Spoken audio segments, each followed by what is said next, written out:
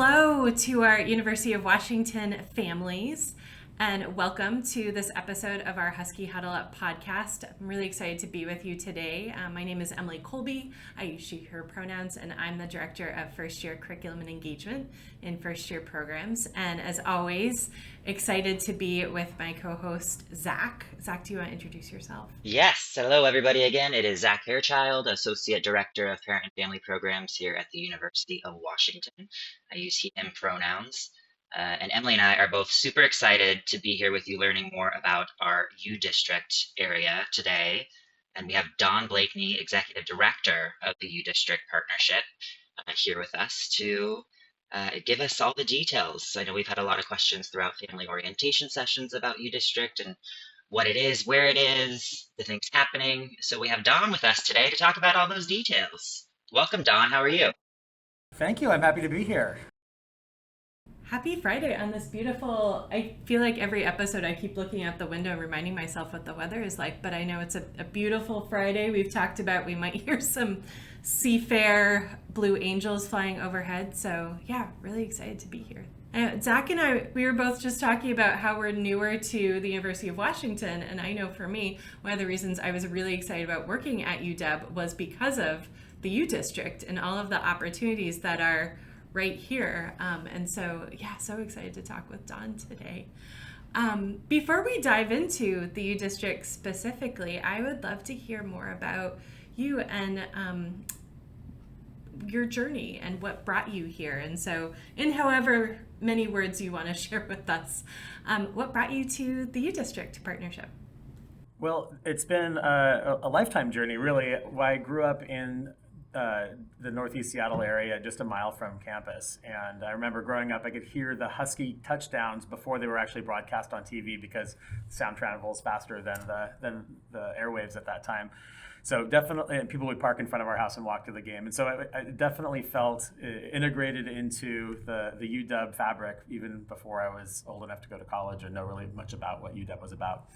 And love Seattle, grew up here, and ended up going to college in Walla Walla, to Whitman College, and loving Eastern Washington. And then came back and worked a little bit before I realized I really wanted to get involved in city planning, local economic development, and went back to grad school in New York City for a few years and thought I would work for New York City government, and ended up finding a really cool job opportunity with the Times Square Alliance, which is a business improvement district in Times Square, which looks after the theater district in Manhattan. And my job was a kind of a policy analyst position where I was looking at different city policies and how they played out in the public realm, looked at retail recruitment and kind of like how all of the different components of a neighborhood go to make it more vibrant and interesting. And I just thought it was such a cool place to work, because a cool place within the city to work, because you're really looking at so much and you get to really engage with different stakeholders, and every day you're learning something new, whether it's about garbage policy or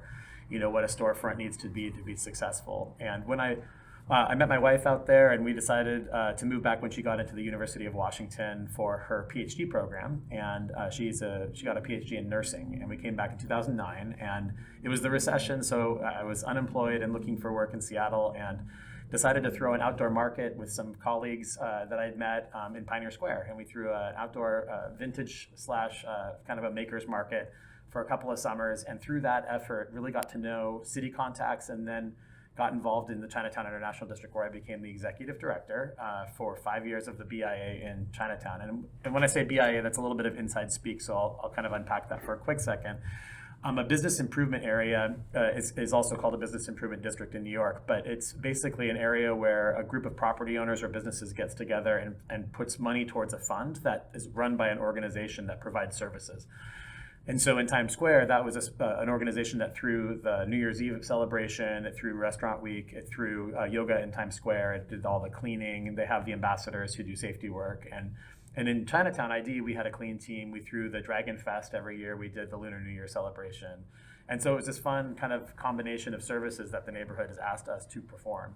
After 5 years in Chinatown, I went to work to lead the advocacy and economic development for Downtown Seattle Association, which is a business improvement district for downtown. And that organization's been around since the 1960s and has done amazing work to keep downtown vibrant and healthy, and they've had their work cut out for them during the pandemic, obviously, with the return to work taking a little bit longer than everybody probably thought it would. And then in 2021, I came over and started working in the U District as a professional. So it was like coming home a little bit. I went around the world and came back. But it's fun to see the U District through adult eyes. I remember kind of coming here and buying concert tickets and going to Tower Records and that kind of thing when I was a kid. But now I'm back here working with neighborhood property owners and the University of Washington and small businesses. And it's really exciting just to feel the vibrancy and the sense of community that this neighborhood has and has always had as I continue to unpack and learn more about its history. Thank you so much for going into really that full circle journey. And I'm just, as I was listening, struck by how much our students could also learn from you as well about, different neighborhoods and what it takes in terms of planning, and then where these different stops take you along your journey too. So thank you so much for going into that. Well, and as I look across the street, I see all these different departments and students with like very different interests, whether it's marketing and communications, whether it's environmental planning, whether it's public safety or historic preservation or whatever. They're all at play in this neighborhood, and we would love to be a better conduit. And we haven't really figured out how to do this, but to get people plugged into what they care about, because it could happen right here in their backyard, and this could be their lab where they can really plug in and learn about that stuff for the first time. So happy to try strategize with you all about how to make that happen. Awesome. Thank you. Yeah. Yeah, that's incredible. And I know all of you listening can't see us, obviously, but I think Emily and I, both of our faces were just like grinning and our eyes wide open when you were explaining your story and how you came to us with the district partnership. That's incredible, and I think we're so lucky to have you. And it sounds like you're the perfect fit for what we need with our U District partnership. I feel very lucky to be here. Good. Yeah. Speaking of the U District partnership specifically, could you tell our folks listening and us a little more about what does U District partnership mean? Maybe a little bit about the history of kind of how and when it started, if you want to share some of those things, just so we can get to know it a little bit better. The history of the U District partnership is kind of an interesting history of like the best thinking about neighborhood stewardship, if that makes sense. The U District really came into existence as you know it today as a commercial stretch, kind of in support of the Alaskan Yukon Pacific exposition that went on, that was really the first iteration of the UW campus in 1909. And there were hotels and stores and transportation that were designed to get people to and from this area, that this neighborhood kind of was put together to kind of support that effort. And then as the campus took shape, it morphed into supporting the campus. I think it was in 1914 that the neighborhood property owners and businesses got together and created the Greater U District Chamber of Commerce. And it was a membership organization that, you pass the hat and everybody pays a few dollars, and then they have an executive director, or at that point it might have been all volunteer. I'm not exactly sure about how it came together at the beginning, but that organization lasted for 100 years, which sounds like a long time. I mean, it's just a very long established track record of an organization. It lasted until 2014. And towards the late 80s and the 90s, that group was still fundraising and bringing in the membership, but they realized that they wanted to provide more services for the neighborhood. They wanted to clean the street, just provide those things the city doesn't do.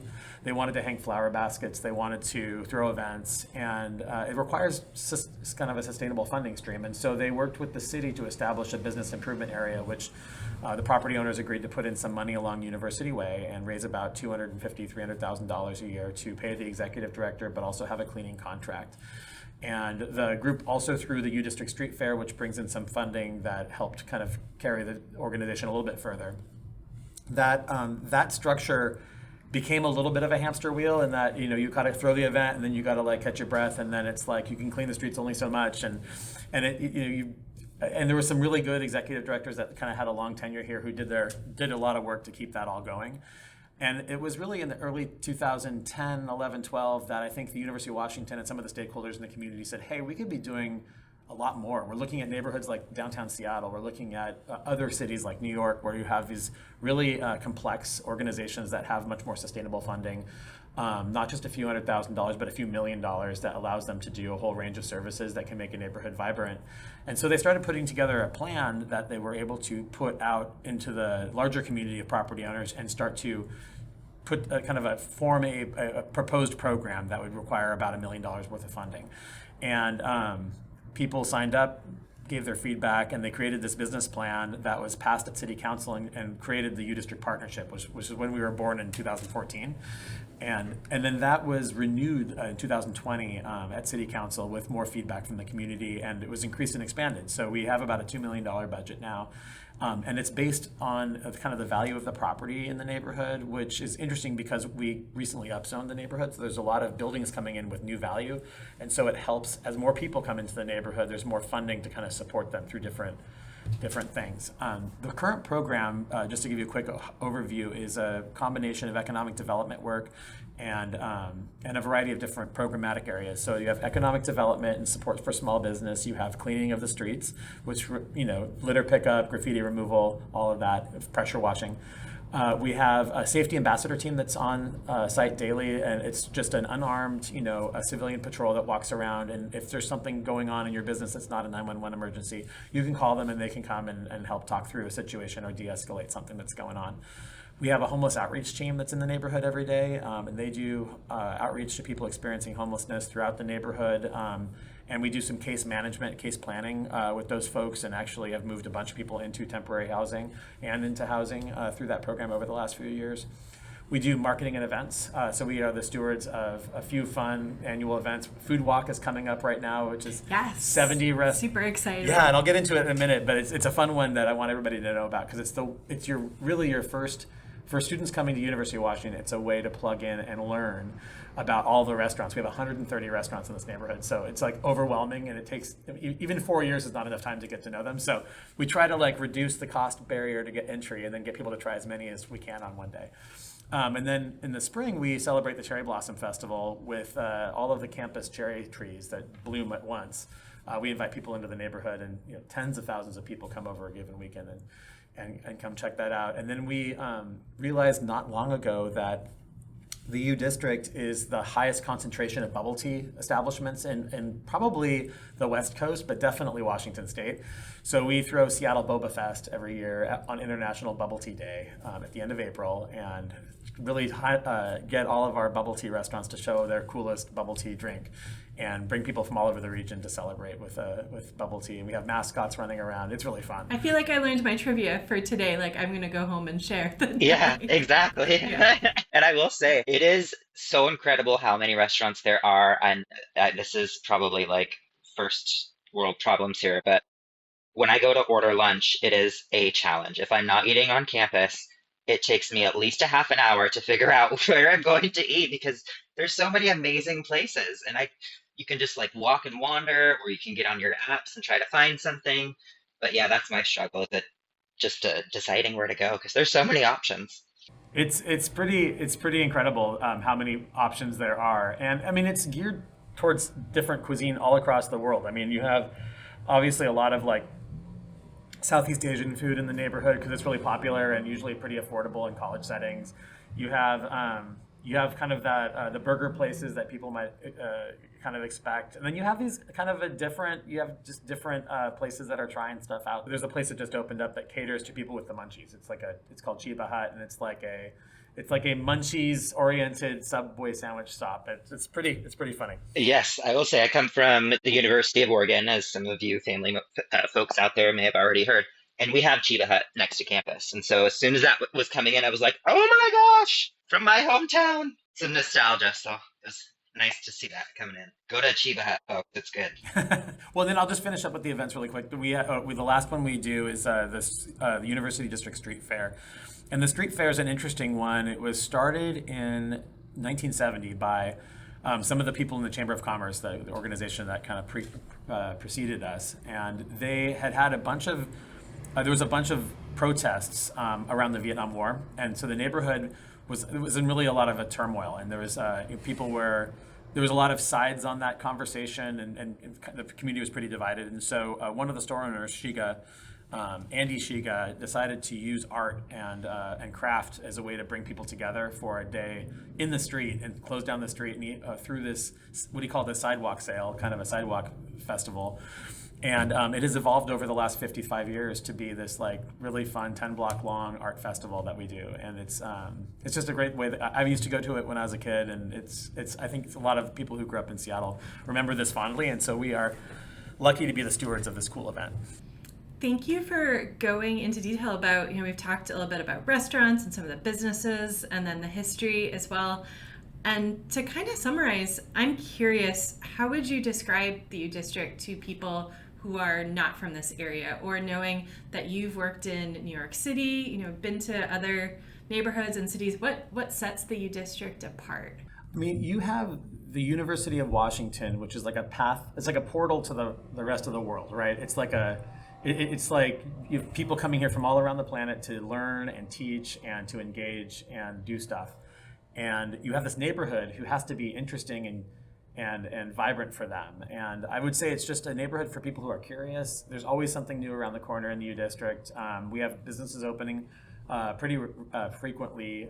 We are the fastest growing neighborhood in Seattle right now. We have 20 skyscrapers coming in to build more student housing. We upzoned the neighborhood, the city council upzoned the neighborhood back in 2017, and basically took it from a 6-story neighborhood to a 32-story neighborhood. And so you have these towers coming in that are going to bring all this new energy and all these people who are going to have their own imprint on the neighborhood. And you also have this historic business district, which is really cool. It's about 10 blocks long of these storefronts that are from probably many of the buildings built in the 1920s. And so you have these small special rhythm of storefronts, which you don't get in a lot of places, especially in new development. And so it's a place, if you're curious and want a lot of options, it's like a great place to be. We have everything from, there's a gargoyle statuary establishment that you can buy kind of Gothic / gargoyle paraphernalia. We have probably one of the highest concentrations of secondhand stores in the city, also the highest concentration of record stores, very popular here. We have art house movie theaters. We have a concert venue. The Neptune is great. It was an old movie theater that turned into a concert venue and now brings in a lot of cool smaller bands.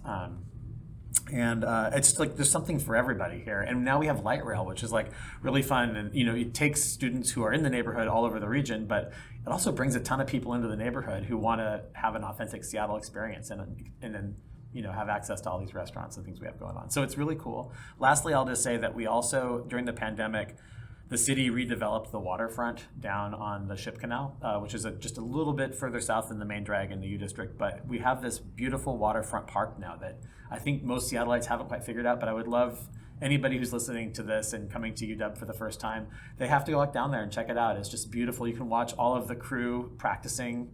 If you've read The Boys in the Boat book, or you're going to see it next year, like that's where it happened, right there on the Montlake Cut. You also have students learning how to sail. There's sail lessons down there, so you have these little boats going by. It's just great. So anyway, lucky to have a waterfront park and all that activity going on there too. I'm literally sitting here making lists of all the things. So I feel like we should have warned listeners ahead of time, like either have your computer open to get bookmark or, Post-it notes with all of the different places to visit, because it feels like, and I know for myself too, that I, during lunch hour, whenever I go for a walk, kind of wander, but it's multi-walks. It's a lot of different, over time to really get to know the U District. Exactly. And so for folks listening, udistrictseattle.com, great website. Check it out. There's an section that also shows you like the scope of U District. You've got 45th Street, Brooklyn Roosevelt, North Ave, Mid Ave, South Ave. Where are those? What is there? You'll find all that stuff on the website. So udistrictseattle.com. Just a quick plug for folks. No, thank you for doing that. I should be better about promoting the website. It's interesting. I mean, the UW campus is about 350 acres, and so it's just this gigantic campus with some of the most beautiful public realm and buildings that you'll see on any college campus. So I think people who come here, they probably have seen pictures or visited, but it's just in the fall, you have this like beautiful fall leaf campus that is wonderful to walk around. And then you have this just right across the street is the neighborhood. So it's just not very far from your daily activities. But it's this interesting divide, right? You have this neighborhood and you have the campus. And I feel like as development continues, we're starting to see the breakdown of that barrier, and it feels more integrated. More businesses are going onto campus, more campus activities coming out into the neighborhood. And I think that's wonderful because it really does create this urban campus integration that I think people want. I don't think people necessarily want to feel like they're leaving a campus experience and then going to do something totally different. I mean, people's days are complex and they want to bounce back and forth. And so it's been nice to see that feel a little bit more connected as the development continues. I feel like that in a way leads us into, as you use the word urban and talking about being in a city, are there any misconceptions that you want to talk about in terms of the U District, or things that you have heard from people, in terms of what does it mean to be in a city? And we are 100% an urban campus. I mean, as the fastest growing neighborhood in Seattle, we do read like a little downtown here, if that makes sense. We have towers, we have transit, we have any kind of small business you'd want to see, a lot of office space too, and so you have this kind of urban environment that you might not get in more of a rural setting. If you're coming from Eastern Washington, from a smaller town, this might be the first time you're in the big city as a resident, and so the big city stuff comes with it, right? We have big city issues that the city of Seattle as a region we're grappling with. We have an unhoused population that is reeling from a huge opioid crisis that the nation's going through, also a housing crunch that has forced people into homelessness. And so there's challenges. We do have, and I'll talk a little bit about our work on homelessness just specifically, but there are people who come and see that for the first time, and it's off-putting because it's not necessarily something they're comfortable or used to seeing, and I think to the extent that we as an organization and as a community can talk about it in a way that is accurate and informative and respectful, I think it helps people understand the context a little bit more. I've heard, I hear people walking up and down the street, and I'll hear them kind of narrate what they're seeing, and sometimes I'll know kind of the situation at hand, and I'll hear how they're interpreting it, and it's like, okay, we got to do a better job of explaining what's going on here, because it's not necessarily what people always think it is. To give you a sense of the scale, the University District is a pretty big area. We consider the U District to be from basically Ravenna Boulevard, which is the north end of the area, down to the Ship Canal I was talking about earlier, and then kind of the edge, the western edge of U Village, 25th Street, all the way over to the freeway, Interstate 5. And so it's a big area, and in that area we do a monthly homeless census to look at how many people are sleeping outside, and it ranges between like 50 and 150 people, depending on what's going on at any given time. And on University Way, we have an outreach team that actually has a by name list and knows every single person who's experiencing homelessness, and they're working with those people to provide services and support and care to understand how we can help them get back into housing or temporary housing. And I don't know if everybody who walks down that street understands that, and they don't get to see that work that's happening in the background, but it's really important work that I think that helps. And then I think to the extent that we can explain that to stakeholders like small businesses when they see something in front of their store every day, if they can know a little bit more about what the back end plan is and what's going on and what might be at play, I think it helps reduce the stress because you have some more context. Also, you could reach out to us and we can chat with you about anything that's any friction that's there that we can help try to de-escalate. So there's the homeless issue, but then there's also crime. There's people who like to prey on students who might not be paying attention. That this happens. I live on Capitol Hill. It happens there. I used to work in downtown. It happens there. I think just being in an urban campus, you want to make sure that you are just aware of your surroundings, right? If you're walking with purpose and you're not glued to your phone and not looking up, I think that you're largely fine. I think that it's people who really don't pay attention that, sometimes you can be, sometimes something can happen. But in general, those things are really few and far between. And the U District there's so many people. It's one of the great places in Seattle because there's so many eyes on the street. Like at any given time, there's like 40 people within eyeshot of you. So it's not like you're walking around in a neighborhood that doesn't really have a lot of people. I think that's another thing that people really like about this neighborhood is just that it's so vibrant and there's so many folks around that you can kind of experience and be around. We've also experimented a little bit during the pandemic with investing in outdoor public space. We have a very kind of well-established retail stretch called University Way, also nicknamed the Ave. and that has hundreds of businesses on it. But on the side streets and some of the pathways to campus, like Northeast 43rd Street, we took advantage of a brand new sidewalk that was reconstructed for the light rail station, and we put out about 40 picnic tables, painted them bright blue so they look the same color as the light rail station, and we put in red umbrellas and just invited people to sit outside and be in the neighborhood eating takeout food. And the minute we put them out, those tables were full of people enjoying lunch, getting to know each other, spending time in the community, and it just was a great lesson of like, hey, we did this very small intervention. UW even offered to paint the tables for us. That was really generous. And then we have this new outdoor eating area that everybody in Seattle knows about now. And so we're looking to repeat that in different capacities and try to take advantage of creating space for people to spend time, feel safe, and to enjoy each other. Thank you for that. And I love the color. I have sat on those blue tables many a times having lunch with colleagues. I know, Zach, I was going to say thank Jana, you. during my first few weeks, took me to have lunch there. And at the blue picnic table? Yeah. To get out. Yes, at the blue picnic table. So that memory is... It's a great meeting. And Don, also, I want to just take a moment and acknowledge and just say thank you for giving us that context about all the work that goes on in the in-between, right? The stuff that we don't see, even us as UW employees would not necessarily be aware of. Just having that awareness that you have these relationships with these folks, you have folks on the ground, on the street, working with them, trying to find solutions. So just beyond the helping, growth and business continuity and all that stuff, you're really supporting the community in so many ways. So thank you for sharing that.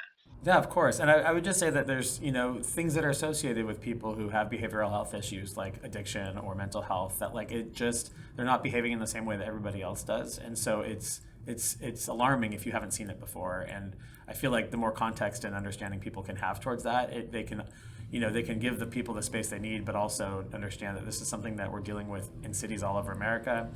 And it helps them be better advocates for when policies come forward that we need to build more hospital beds to take care of folks.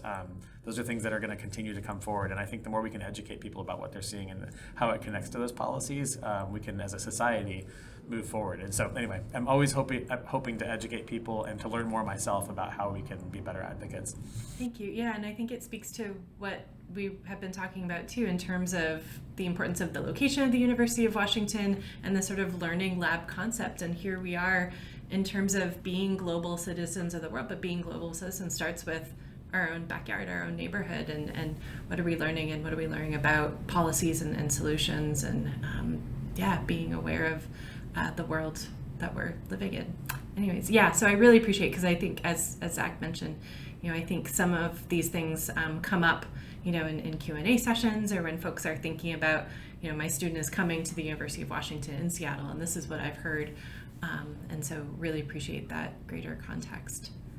Yeah, I absolutely agree, Emily. And I think that the more that we can share that on our end too, as the parent and family programs unit, as a first year program unit, it gives us more comfortability, if I could use that word, in having those conversations, because even knowing that context is a great kind of buffer in my brain alone. So I can imagine it being helpful in discussions with parents and families and students all across campus. But Don, you are doing so much. You have so many different programs, different facets of what you all are doing. What is the U District partnership made up of as far as staff? How many folks do you have supporting this type of work? That's a great question. So structurally, as an organization, we're a 501c3 nonprofit that was established in 2014 to manage the Business Improvement Area Fund. We have a board of directors, which is 20 stakeholders, between 20 and 25 stakeholders who oversee our organization and our function and our work. And then there's a ratepayer advisory board that is of another 20 people who was set up by the city to oversee the fund and kind of offer high-level strategic direction when it comes to our programs and investments. And so we convene and serve those two boards throughout the year. Our staff in the organization, there's me, the executive director. I have 4 policy managers. One is overseeing Clean, Safe, and Outreach. One is overseeing marketing and communications and events. One is overseeing what we call urban vitality, which is basically public realm improvements and advocacy with respect to new development that's private or new development that's public. And then we have economic development manager who oversees all of our technical assistance to small businesses. Also, he goes out and gets grants and resources for small businesses that we can then put into the community and help people be successful, especially coming out of the pandemic when we had so many challenges from people being gone for a while. And so that's what the apparatus looks like. And then underneath that, we have 2 clean team members that are full-time that go out and really clean the neighborhood. We have a couple of cleaning areas that get different levels of service. The University Way area gets daily service. North University Way gets only a few days a week, and then the little larger area gets once a month service. But we also have a cleaning contract with Seattle Surface Cleaners, who comes in and supports those 2 folks. And then we have an ambassador program that is through Spear, which is it's a private company that has been working with us for a long time, but they train their ambassadors, with de-escalation skills, and then they come in and they're here in the morning from 7:30 in the morning till 11 p.m. at night, walking around the neighborhood. They have a cell phone. If somebody has an issue, you can always call them. Their phone is on our website. And basically they're there to help de-escalate any situation that doesn't really require an emergency response.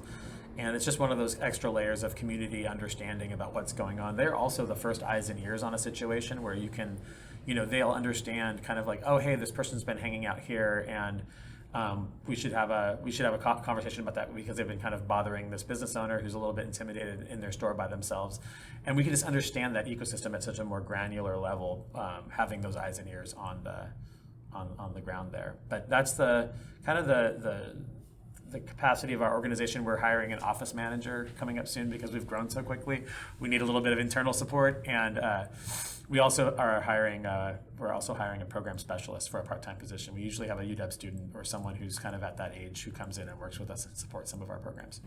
As kind of a follow-up, and just because I'm always sort of intrigued to talk with people in their unique roles, what does your day-to-day look like? I know we're talking with you today in office-like setting, but yeah, what does each day kind of look like for you? I mean, I would say, a lot of it is Zoom meetings right now. A lot of it's in-person meetings in the neighborhood. A given day could mean I come into work, I try to catch up on email for an hour or two.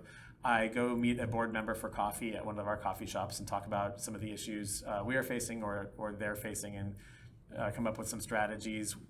There could have been something that happened, in the city that the media is calling us, and so we'll do an on-camera interview down on University Way where we're talking to the media about our perspective and what we do in the neighborhood. And then after lunch, we come back to the office, and maybe we're working on trying to come up with some really fun activations for an event that we're going to do, like what kind of bands do we want to bring in? How do we get the Husky Marching Band to come into the food walk and walk up the street? That kind of stuff, which is really fun. Or let's reach out to the Roosevelt Jazz Band and see, they just won an award in New York. Let's see if we can get them to come play jazz in our neighborhood. And they have, and they do, and they're great. And then in the afternoon, we might do a walk with stakeholders on Roosevelt to look at issues they're facing. They want tree lights in their trees around the library, so we're going to figure out how to get that done and hire a contractor to come in and do that. And then, there's yesterday on that walk, we also identified that there's a bunch of garbage that's stored on Roosevelt that actually could be stored in the alley. So we're going to work with property owners and the city to try to move that off the sidewalk, and so there's better walking on Roosevelt. But it's just those little things that we kind of, every day is a new kind of adventure, and we're responding to what we see, and we try to keep our eye on the prize that this neighborhood needs to be vibrant, and it takes a whole bunch of different things. One really exciting program we've been working on this year that was a completely new opportunity is that the Washington State Department of Commerce put out a grant program last year, and we were awarded a grant. They had $32 million from the federal government to give out across the state, and we got a $5 million grant here in the U District to support small businesses coming out of the pandemic. And we were able to give out 140 grants at around $50,000 each to help people redo their facades on the front of their buildings. And so when you come back to school this fall, you're going to see like an entirely new University Way with brand new storefronts, brand new awnings, brand new signs, brand new paint jobs, some new seating, some new windows, and it's going to feel very different. We replaced the neon on the front of the Varsity Theater, and it's just a really fun, huge investment that's being made on University Way all at once. And so it's going to feel really vibrant when people come back. But it was this one opportunity from the Department of Commerce that we took advantage of. It's a huge grant to manage, but I I'm so proud of the neighborhood. They showed up, they hustled. That we only had a very little amount of time to get this all done, and they've got contractors lined up. The city helped us by creating a special permitting committee, and yeah, this $5 million is going out the door, and it's almost done. And that timing is really perfect too. And I love that, yeah, as folks are coming onto campus and visiting and to be able to see all of I this. love that. Don, do you have any advice for like incoming parents and family members or students of, what they should check out first, where they should go first, or kind of how to best explore the university district? Yeah, I mean, I would say really take advantage of the fact that this is here. It is vibrant, and there's so much going on. There's, there's you could really get involved with outdoor activities. There's the whole waterfront. You can rent kayaks and go out in the water there, which is a lot of fun to do. You could, I mean, just exploring the campus itself is just such a beautiful campus, and there's so much history there. That's always great. And then I think just trying out the restaurants. There's so many good options there, and we'll have this food walk menu that'll be on our website that you could easily go check it out. You can see kind of the different types of food and kind of get tempted and then go try it out on your own at your own pace. And then if you haven't tried bubble tea, you got to do it. It's like what everybody's doing. I know some of the parents might think, well, I don't understand bubble tea. They might. I don't know. I don't want to put any words in their mouth, but I would say that it finally clicked with me when I thought about it through the lens of coffee houses. Like when I went to college, there were coffee houses where people would spend time at night, underage, no alcohol, and it was caffeine. And now that's all kind of morphed over to these bubble tea places that are like third places to go at 10 p.m. that have all sorts of variety of drinks, and people hang out there. And I think it's just really cool. But if you think about it through that kind of like coffee house mentality, I think that's kind of what is kind of taken over that niche. And it also sort of sounds like, depending on someone's interest, there's really something for everyone. If you want to go into the waterfront, or if you want to check out a show, if you want to check out, bookstore or restaurant, whatever. I don't know if I'm allowed to ask this question, but I'm going to, knowing that you represent the U District. But do you have a favorite place or a couple places to go? I mean, there's so many. It's hard to pick favorites, but I would say if you have parents that come in and let's say they've wrapped up all that stuff with their new student for the day. If they like cocktails, they should definitely go check out the top of the graduate hotel. There's the Mountaineering Club, which has a panoramic view of Seattle, and pretty pricey cocktails, but it's such a cool experience. You can go and make a reservation on their website, but it's got a panoramic view on the 19th floor, and it's just the coolest. If if you're interested in brew pubs, we have a bunch of different beer options in the neighborhood. You can get great beer at Big Time, or we have a brand new brewery called Lad and Lass over on 45th, which is cool. We also have Schultz's, which is more of a German beer bar, but those are kind of fun.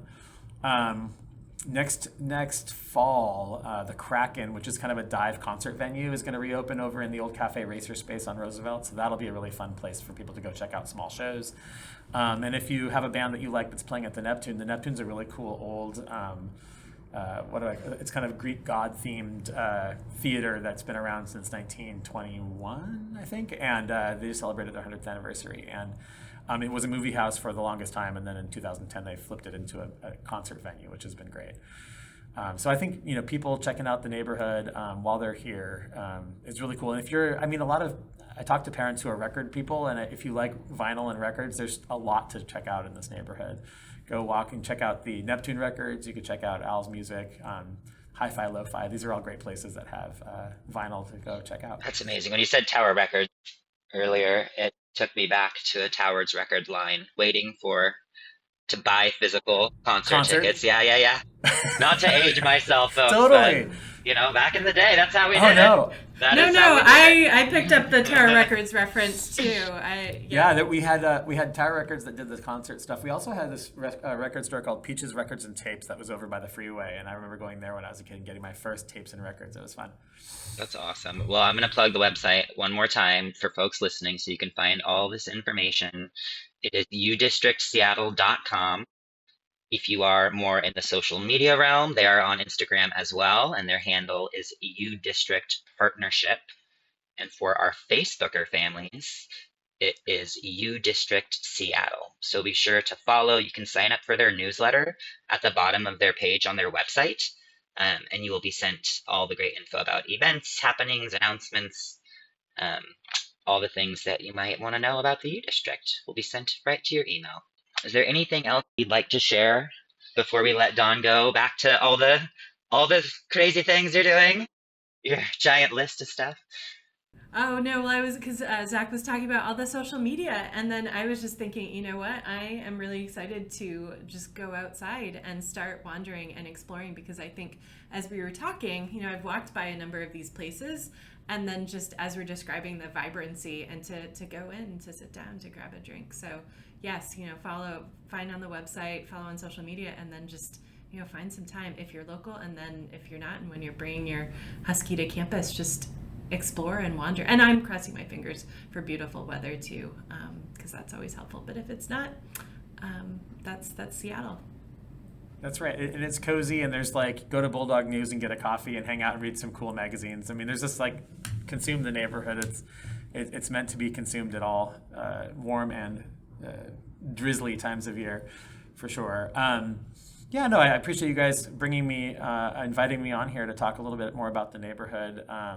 We want to be a resource for anybody. So it's interesting, like with the UW campus and the University of Washington, to some extent, it's like my first time working in the neighborhood like this, where you have kind of a parade of people coming through that have to learn on a regular basis and then they move on. And so we have this kind of U District Alumni Association that's out there in the world that knows and feels fondly of their time in the U District. And so we want to help people plug in as fast as possible and learn everything. So, and we love feedback. We always ask students, what do you want to see in the neighborhood? I hear everything from, why don't we have more parking, to why don't we have a gay bar, or why don't we have, this, that, or the other. And so we're open to all that, and we'll try to take that feedback and put it into action. But so consider us an open book and a resource when you're getting to know the neighborhood. If there's something you think we don't have, reach out to us and get to know us. Yeah, thank you so much for your time today and this conversation and sharing both about yourself and your journey and the U District. And I know that I'm really appreciative, in first year programs of the partnership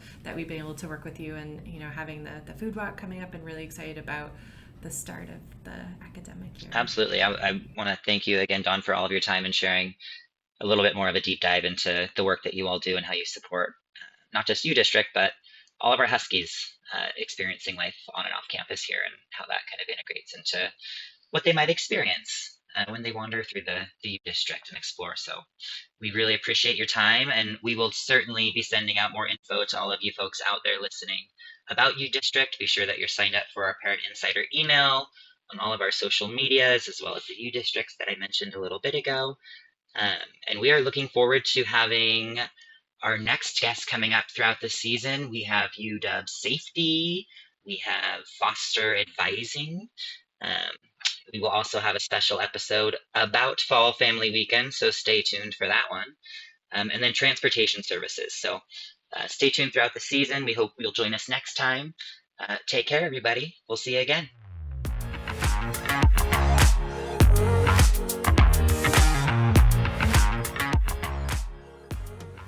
The Husky Huddle Up podcast series is a collaboration between the University of Washington's first year programs and parent and family programs to provide parents and families equitable access to information in support of the Husky success. The Husky Huddle Up podcast is produced by me, Chloe Giselle, a recent graduate from the UW who received a Bachelor's of Arts through the Cinema and Media Studies program.